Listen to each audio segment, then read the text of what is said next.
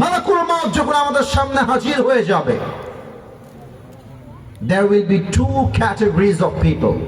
মানুষের মাঝে দুইটা ভাগ হয়ে যাবে। Number one is the death of people, those who perform the salah, and number two is the death of people, those who do not perform the salah.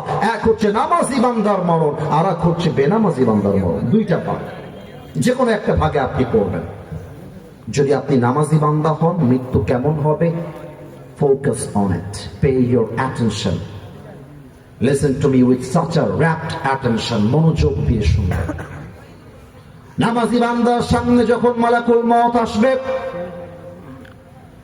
তার চামড়ার রং হবে ধবধবে ফর্সা, ধবধবে সাদা, দেহে থাকবে লম্বা একটা সাদা জুব্বা, মুখে থাকবে লম্বা লম্বা চাকদা, দেখতে হবে তাগড়া যুবক।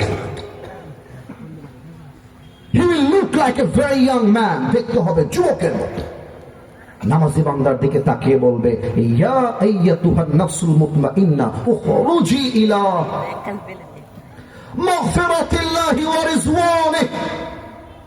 এই নামাজি বান্দা, বের হও, কাম আউট, বের হও।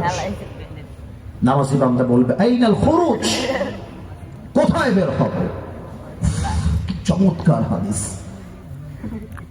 মালাকুল মউত ডাকতে বলবে, ইলা মাগফিরাতিল্লাহি ওয়া রিজওয়ানি, আরে আসো, বের হও, বের হও। তুমি বের হয়ে সোজা আল্লাহর জান্নাতের দিকে বের হয়ে আসো। সুবহানাল্লাহ পড়বেন না আপনারা?